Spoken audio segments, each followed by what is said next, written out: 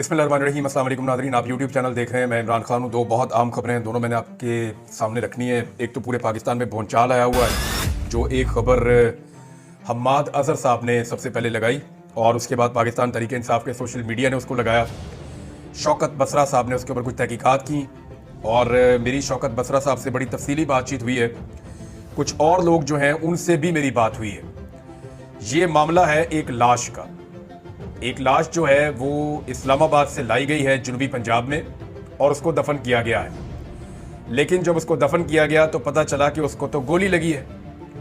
हालांकि ये बताया गया लाश देते हुए कि इसको गोली नहीं लगी, बल्कि ये एक एक्सीडेंट के अंदर मारा गया है। लाश की हालत भी बहुत अजीब थी।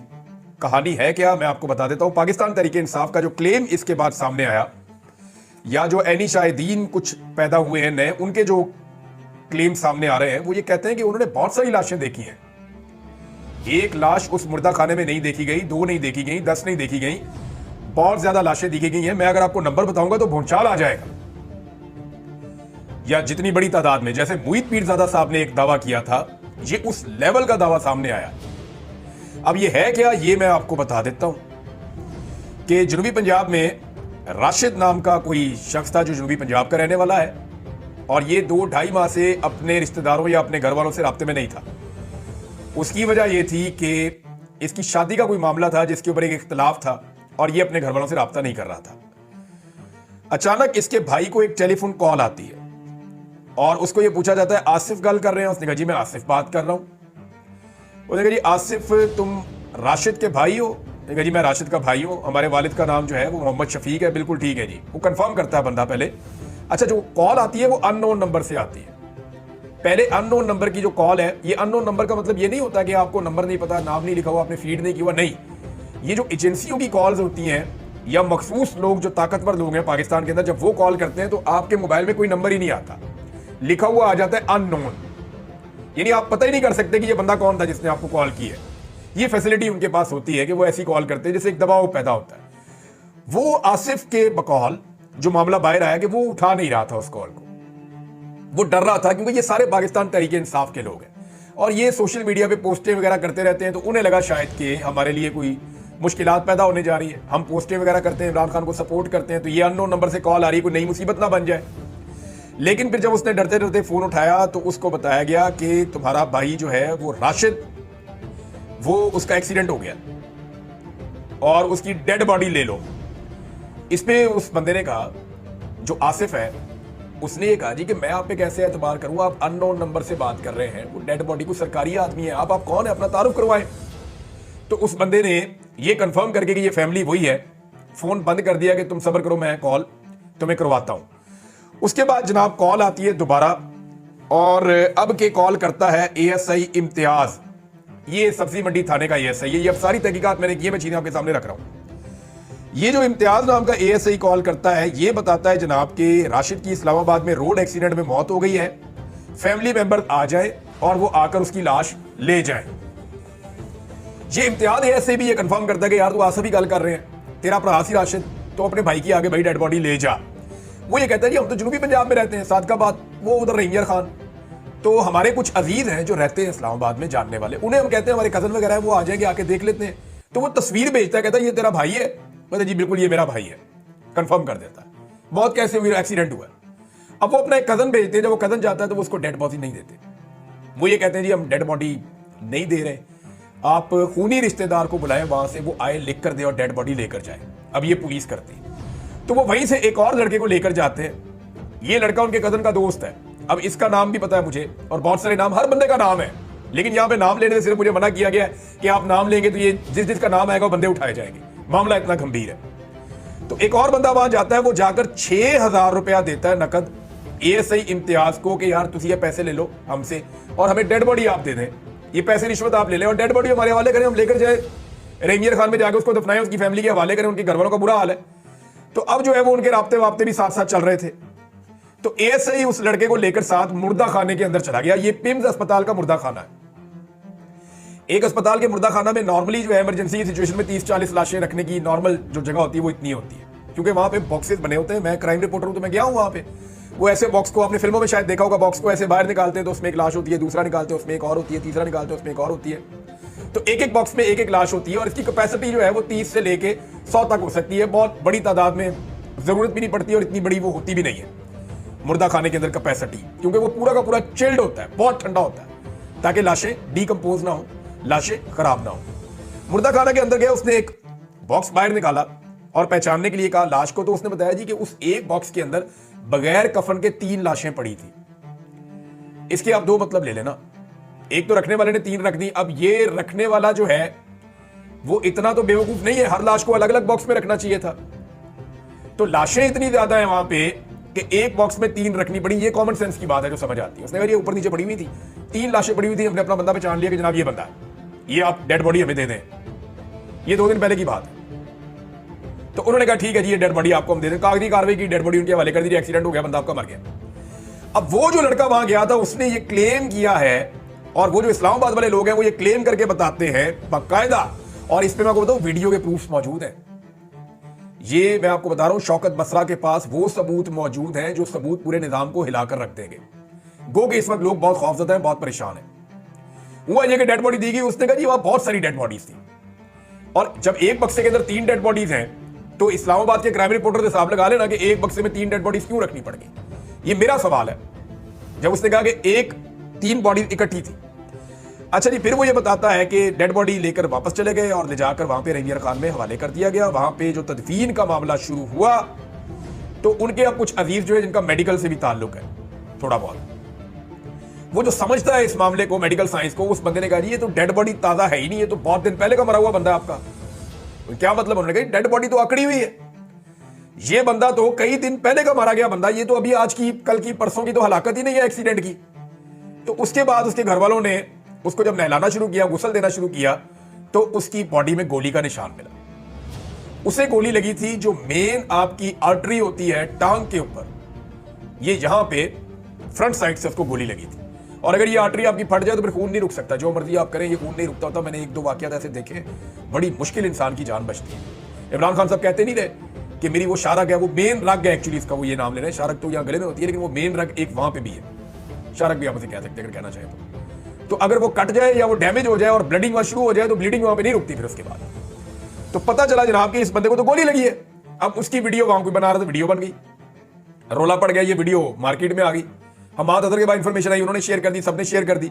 अब इससे जुड़ी सारी इंफॉर्मेशन बाहर आना शुरू हो गई है और शौकत बसरा ने बहुत बड़ा क्लेम किया। मेरी जब उनसे बात हुई तो उनके पास नाकाबिले तरदीद सबूत मौजूद हैं, लेकिन ये सारी की सारी फैमिली को इस वक्त पूरी तरह से घेरे में ले लिया गया है और जितने भी लोग इस केस के अंदर अब तक इन्वॉल्व हुए हैं उन सब अफराद को घेरे में ले लिया गया है। मैं अभी तक ये क्लेम नहीं कर रहा कि वहां कितनी डेड बॉडी है, मैं आपको वो बता रहा हूं जो इंफॉर्मेशन मुझे इन लोगों ने दी है।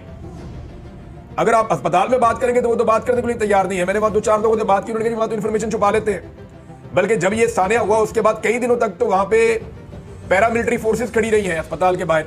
अस्पताल के अंदर आने जाने की किसी को इजाजत नहीं थी।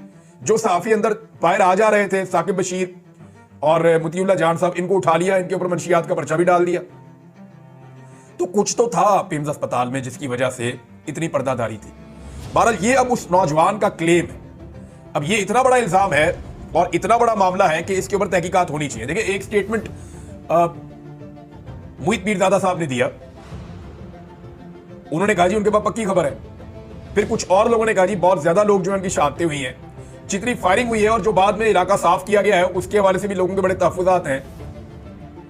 लेकिन ये जो इंसिडेंट है, इसने यानी पुलिस ने ये क्यों कहा कि इसका एक्सीडेंट हुआ है, हालांकि वहां पे जब गए तो पता चला जी इसको तो गोली लगी और वहां निशान बाकायदा मौजूद है कि इसकी बॉडी के अंदर गोली दाखिल हुई है। अब इतनी बड़ी बात सामने आ गई है, इंटरनेशनल मीडिया को बुलवाना चाहिए और हुकूमत को इसके ऊपर अपनी तफसीलात बतानी चाहिए। मुझे जो 1-2 लोगों ने कहा, उन्होंने कहा जी पिम्स के ऊपर जो है वो दोबारा से कड़ी सिक्योरिटी है और वहां से ये मुमकिन है कि अगर कोई लाशें वहां मौजूद हैं तो उनको गायब कर दिया जाए। अब ये सबकी अपनी अपनी बात है। गवर्नमेंट क्योंकि मालूमात को छुपा रही है, अस्पताल में किसी को जाने नहीं देती, अस्पताल का रिकॉर्ड छुपाती है, तस्लीम नहीं करती जो हुआ है, तो फिर इस तरह की चीजें जन्म लेती हैं। लेकिन ये हकायक हैं जो मैंने आपके सामने रखे हैं। जो मैंने आपको बताया वो वही बताया जिसकी रिकॉर्डिंग बाकायदा वीडियो उसके अंदर मौजूद है। मैंने अपने से आपको इसमें कुछ नहीं बताया और आजाद जराए से आप इन चीजों को जाके कंफर्म कर सकते हैं। तो ये है जनाब अब तक की इस हवाले से सूरत हाल मैंने आपके सामने रख दी कि ये मामला क्यों उठा, इसके पीछे रीजन क्या था। अब नाज़रीन एक स्टेटमेंट नुसरत जावेद साहब का आया, सीनियर जर्नलिस्ट है। उन्होंने बताया और जो उन्होंने बताया, मैं चाहता हूं कि पहले मैं वो आपको एज इट इज बताऊं, फिर आज मैं आपको वो असल कहानी सुना दूंगा कि एक्चुअली हुआ क्या था, जनरल बाजवा ने कौन सा खेल खेला था और वो क्यों खेला था। इमरान खान को अमरीकियों ने नहीं हटाया था, ये कह रहे हैं नुसरत जावेद। जनरल बाजवा को एक्सटेंशन चाहिए थी, उसने देखा इमरान खान काबू में नहीं आ रहा, उसका दिल तो फैज हमीद पर आया हुआ है, उसने अपोजिशन को डराया और खान को हटा दिया। ये नुसरत जावेद साहब ने कहा। बात गलत नहीं है, लेकिन ये मुकम्मल नहीं है, क्योंकि अब ये बात शुरू हो गई है। मैंने बड़े अरसे से ये सारी चीजें अपने दिल में रखी हुई थी, मैं खोल के आज आपके सामने रख देता हूं कि हुआ क्या था। हुआ ये था कि जनरल बाजवा का दिल नहीं भर रहा था एक्सटेंशन से। जब इनको 2019 में एक्सटेंशन मिली और सारी पॉलिटिकल पार्टीज ने इनको एक्सटेंशन दी, तो जनरल बाजवा ये क्लेम करते थे कि मैं इमरान खान का आर्मी चीफ नहीं हूं, मैं सारी पॉलिटिकल पार्टीज का मुत्तफिका आर्मी चीफ हूं, पाकिस्तान का आर्मी चीफ। इसीलिए वो पार्लियामेंट के जरिए से सारा करवाया गया था और लाहौर में और दीगर जगहों पर जश्न भी मनाया गया कि जनरल बाजवा को एक्सटेंशन मिल गई। अब जनरल बाजवा को एक एक्सटेंशन और चाहिए थी और वो एक एक्सटेंशन के लिए पर तोड़ रहे थे। 2021 में उन्होंने चेक करना शुरू किया कि 2022 में क्या इमरान खान मुझे एक और एक्सटेंशन देगा। तो जनरल बाजवा के जो बहुत करीबी लोग थे पाकिस्तान तहरीके इंसाफ में, जो इमरान खान साहब के वुज़रा के अंदर भी शामिल थे, बाद में वो छोड़कर भी इमरान खान साहब को चले गए, उनसे जनरल बाजवा ने राब्ता किया और अंदाजा लगाने के लिए कहा कि जरा अंदाजा तो लगाएं कि मामला क्या है। तो जब इमरान खान साहब के साथ ऑफ द रिकॉर्ड लोगों ने बात की, तो इमरान खान साहब ने कहा यार मैं पहले एक्सटेंशन देकर पछता रहा हूं, मैंने अपना असूल तोड़ा है, तो मैं दोबारा एक्सटेंशन देना है, अभी बड़ा वक्त पड़ा है, देखेंगे। इमरान खान साहब ने नागवारी का इजहार किया इस सवाल के जवाब में। यह इंफॉर्मेशन जनरल बाजवा तक पहुंच गई कि इमरान खान मुझे जाती तौर पर एक्सटेंशन मजीद देने के हक में नहीं है। अच्छा, यह बात सिर्फ बाजवा साहब तक नहीं पहुंची, आसपास भी पहुंच गई, यानी जो मिलिट्री एस्टेब्लिशमेंट के हल्के उनके अंदर भी चली गई। बाजवा साहब ने बेइज्जती महसूस की, उन्होंने कहा जी एक्सटेंशन तो मैंने लेनी है, अब इमरान खान नहीं होगा, एक्सटेंशन मैं ले लूंगा, मैं अपने बंदे लाके एक्सटेंशन ले लूंगा। वैसे भी उनके दिल के अंदर एक प्यार मोहब्बत तो था मियां नवाज शरीफ साहब के साथ, वो सब जानते हैं कि जनरल बाजवा और क्या ताल्लुक है नवाज शरीफ का और जनरल बाजवा के ससुर का और ख्वाजा आसिफ का, ये नेक्सस है क्या एक्चुअली, ये सबको पता है, कुछ छुपी हुई बात नहीं है। जनरल बाजवा ने 2 टारगेट सेट किए थे, इमरान खान को हटाकर दूसरी पार्टी लाकर उससे अपने लिए एक्सटेंशन लेने के लिए 2 टारगेट थे। नंबर 1, पाकिस्तान की पॉलिटिकल पार्टीज, उनको सबको राजी करना है कि इमरान खान की हुकूमत गिरा के आप आए और आके मुझे एक्सटेंशन दें। नंबर 2, पाकिस्तान की मिलिट्री एस्टेब्लिशमेंट को राजी करना है, क्योंकि इमरान खान मिलिट्री एस्टेब्लिशमेंट के अंदर मकबूल थे। तो सबसे पहले तो फैज हमीद को हटाया गया और जनरल नदीम अंजुम साहब आ गए। अब हुआ यह कि मिलिट्री एस्टेब्लिशमेंट को कैसे समझाया जाए। मैंने आपको कई दिनों से एक बात कर रहा हूं कि पाकिस्तान की मिलिट्री एस्टेब्लिशमेंट का एक रिकॉर्ड बड़ा क्लियर है और हमेशा से क्लियर है कि वो कभी भी अमेरिका के खिलाफ नहीं जाते, जो अमेरिका कहता है वो वही करते हैं। तो मिलिट्री एस्टेब्लिशमेंट को कंट्रोल करने के लिए अमेरिका से एक दबाव दरकार था ताकि जनरल बाजवा के साथ सारे के सारे मिल जाएं। अब अमेरिका के अंदर लॉबिंग शुरू करवाई गई 2020-21 में। 2021 में सॉरी, ये लॉबिंग बहुत तेज हो गई और उसके लिए पैसा भी पाकिस्तान का खर्च हुआ। ये कहानी सारी अब सामने आ चुकी है, ढकी छुपी नहीं है, अखबारात में छप भी चुकी है। तो जनरल बाजवा साहब ने अमेरिका में लॉबिंग करवा के उनको बताया इमरान खान आपके लिए बहुत बुरा है, मैं आपके लिए बहुत अच्छा हूं, ये बाकी पॉलिटिकल पार्टीज बेहतर है आपके लिए, इमरान खान बहुत बुरा है। जो बाइडन पहले ही इमरान खान साहब से शख्सी तौर पर थोड़ा सा वो रखते थे बुग्स, तो वो फौरी तौर पर इनके ट्रैप में आए और जबरदस्त किस्म का एक वहां से साइफर आ गया। जनरल बाजवा साहब, अब देखिए इमरान खान साहब बार बार पूछते थे साइफर लिखा किसके नाम गया था कि इमरान खान को निकालो, किसके नाम था, यानी लिखा तो आपके वो साइफर तो एक्चुअली नोट्स होते हैं ना, एक्चुअली तो साइफर नोट्स होते हैं जो मीटिंग हो रही होती है, तो वो ऑर्डर किसके लिए था, एक्चुअली पाकिस्तान की एस्टेब्लिशमेंट के लिए था। तो जनरल बाजवा ने मिलिट्री एस्टेब्लिशमेंट को बताया कि जनाब ऐ हो गया, अमेरिका इमरान खान को बर्दाश्त नहीं कर रहा है, इसको निकालना पड़ेगा। सियासतदानों को जनरल बाजवा ने डराया कि इमरान खान जो है ना वो जनरल फैज हमीद को ले आएगा और ये जितना आपके ऊपर जुल्म हुआ ना ये सारा जनरल फैज हमीद ने किया, मैं तो आपके साथ हूं। ये करके सियासतदानों को भी राजी कर लिया और फिर पाकिस्तान में रेजीम चेंज ऑपरेशन करवा दिया। ये है जी सारा खेल। इस तरह जनरल बाजवा ने अमेरिका को भी इस्तेमाल किया और अमेरिका ने इमरान खान का रेजीम तब्दील करवाया। वो इसके अंदर ना सिर्फ इन्वॉल्व हुए बल्कि उन्होंने बहुत सारी एफर्ट की। फिर उसके बाद जो सहाफी शामिल हुए, बहुत सारे आपके सियासतदान शामिल हुए, बंदे तोड़े गए, बहुत सारा पैसा इन्वॉल्व हुआ और इस तरह जनरल बाजवा ने रेजीम चेंज करवा दिया। अब 2 सवाल पैदा होते हैं कि उसके बाद जनरल बाजवा को एक्सटेंशन क्यों नहीं मिली और फिर इमरान खान साहब ने जनरल बाजवा को क्यों कहा कि आप एक्सटेंशन लेनी है। एक्चुअली इमरान खान को पता चल गया कि ये एक्सटेंशन के लिए कर रहे हैं, तो उन्होंने कहा यार एक्सटेंशन लेनी मेरे को लल्ला है, ये ना करो जनरल बाजवा साहब, मुल्क की इकोनॉमी तबाह हो जाएगी जो अब तक तबाह है। इमरान खान ने दुरुस्त कहा था कि अगर आप अभी छेड़ेंगे हुकूमत को, हमारी पॉलिसीज खराब हो जाएंगी, लोग इन पे एतबार नहीं करेंगे, मुल्क की इकोनॉमी बढ़ जाएगी और वो बढ़ गई। वो अभी तक ठीक नहीं हो रही, सारे कोशिशें करके देख चुके हैं। यानी जो फौज ने भी एफर्ट डाली उसका भी कुछ नहीं बना, कोई कुछ नहीं कर सका इकोनॉमी को ठीक करने के लिए। इमरान खान ने ठीक कहा था, तो इससे बेहतर तो था जनरल बाजवा इमरान खान से एक्सटेंशन ले लेते, कम से कम ये तजुर्बा तो ना करते। अब हुआ ये कि दूसरा सवाल यह कि बाजवा साहब को एक्सटेंशन क्यों नहीं मिली, उसकी दो चीजें हुई थी।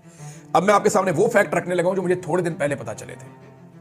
हुआ ये कि जनरल बाजवा ने एक्सटेंशन लेने के लिए मौजूदा हुकूमत के ऊपर दबाव डाला, जिसकी गवाही इरफान सिद्दीकी ने और नून लीग के कई लोगों ने दे दी है कि बाजवा साहब कहते थे एक्सटेंशन दो 2 साल की मुझे मजीद, लेकिन हुकूमत उन्हें कहती थी हम आपको 1 साल की एक्सटेंशन देंगे, 2 साल की नहीं देंगे। हुकूमत यह चाहती थी कि फैज हमीद समेत बहुत सारे जर्नैल रिटायर हो जाएं, जनरल बाजवा कंटिन्यू कर लें। 2023 में नए आने वाले बंदों में से हम एक बंदा चुन के अपना आर्मी चीफ लगा लेंगे, हमें सुकून हो जाएगा। लेकिन जनरल बाजवा 2 साल की एक्सटेंशन मांग रहे थे, इस पे झगड़ा हो रहा था। जनरल बाजवा ने मार्शल लॉ की धमकी भी लगाई कि मैं मार्शल लॉ लगा दूंगा अगर आपने मुझे एक्सटेंशन ना दी तो। उन्होंने कहा हुकूमत ने कि इमरान खान जीने नहीं देगा अगर आपको हमने एक्सटेंशन दी, हमारी तो सियासत बढ़ जाएगी, सारी अवाम आपके खिलाफ हुई है, हमें तो बूट पॉलिश के दाने मिल रहे हैं। तो फिर जनरल बाजवा ने क्या किया कि पंजाब के अंदर फ्री एंड फेयर इलेक्शन करवा दिया। वो जो 20 सीटों पे इलेक्शन हुआ था 17 जुलाई 2022 को, और उस बुनियाद पे इमरान खान साहब से मुलाकात करके कहा कि देखें मैंने फ्री एंड फेयर इलेक्शन करवाया, मैं बिल्कुल ऐसा free and fair election Pakistan में करवाना चाहता हूं, लेकिन ये इलेक्शन अभी नहीं हो सकता, उसके लिए मुझे एक एक्सटेंशन चाहिए, चंद महीने में मैं रिटायर हो रहा हूं, आप मुझे एक एक्सटेंशन दे दें। मुझे हुकूमत 1 साल की एक्सटेंशन दे रही है आपकी मर्जी के खिलाफ, अगर आपकी मर्जी शामिल हो जाए तो मैं 2 साल की एक्सटेंशन ले सकता हूं, मैं बड़े आराम से आपको फ्री एंड फेयर इलेक्शन करवा दूंगा। खान साहब आपकी मकबूलियत है, आप जीत जाएंगे, हमारे खिलाफ आप बयानियां बनाना बंद कर दें। इमरान खान साहब नहीं माने। उन्होंने कहा, जनरल बाजवा साहब ने यह भी धमकाया कि मेरे बाद जो आएगा ना, आप लोग जो है वो कानों को हाथ लगाएंगे और मुझे भूल जाएंगे। ये जनरल बाजवा ने एक नहीं कई जगह पे कहा। अब हुआ यह कि इमरान खान साहब माने नहीं और उन्होंने कहा जी 6 महीने बाजवा साहब आपको हम दे सकते हैं और आप इलेक्शन करवाएं और जाएं। अब 6 महीने की जब बात आई तो जनरल बाजवा को लगा कि 6 महीने की एक्सटेंशन क्या एक्सटेंशन है। अब वो हुकूमत को कह रहे हैं कि देखिए इमरान खान इतना तो मान गया है ना, उसने स्टेटमेंट तो दे दिया है, तो आप मुझे 2 साल की दे दें। हुकूमत के साथ उनकी ये मारधाड़ चल रही थी, इतने में शहीद अरशद शरीफ शहीद हो गए। यानी इसमें 2-3 चीजें ध्यान में रखिएगा। एक तो शहबाज गिल के ऊपर और आदम सवाती के ऊपर जुल्म और जबर के पहाड़ तोड़ दिए गए, लोगों को नंगा करने का सिलसिला शुरू हो गया, और ये सारा काम ISI पाकिस्तान की इंटेलिजेंस एजेंसी उसके ऊपर इल्जाम लगता है कि वो कर रही थी। और लगातार जब ये चीजें हो रही थी तो इससे नफरत और ज्यादा बढ़ती गई जनरल बाजवा के खिलाफ। अरशद शरीफ की शहादत का डायरेक्ट इल्जाम जनरल बाजवा पे आया, और मैं आज भी समझता हूं कि जनरल बाजवा ही वजह है अरशद शरीफ की शहादत की।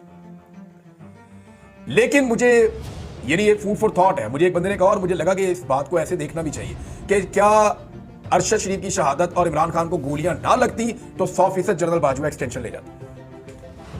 ये 2 ऐसे वाकयात हैं जिसने जनरल बाजवा को बुरी तरह हिलाकर रख दी कि अगर इमरान खान को गोलियां ना लगती और अरशद शरीफ शहीद ना होते तो जनरल बाजवा की एक्सटेंशन के इम्कानात थे, लेकिन अरशद शरीफ की शहादत और इमरान खान को गोलियां लगने के बाद वो खत्म हो गए अक्टूबर में, और उसके बाद नवंबर में नए आर्मी चीफ आ गए। ये है जनाब अब तक की सारी कहानी कि ये असल वो बात थी जो पूरा गेम हुआ और किस तरीके से हुआ। इमरान खान ने क्यों जनरल बाजवा को कहा कि आपको 6 महीने की एक्सटेंशन दे देते हैं, हुकूमत 1 साल की देना चाहती थी, बाजवा 2 साल की लेना चाहते थे, और ये सारा गेम चल रहा था। General Bajwa was the key player जिसने सबको इस्तेमाल किया अपनी एक एक्सटेंशन के लिए, और अल्लाह की करनी देखें एक्सटेंशन भी नहीं मिली। अब तक के लिए इतना ही, अपना ख्याल रखिएगा, अपने चैनल का भी। अल्लाह हाफ़िज़।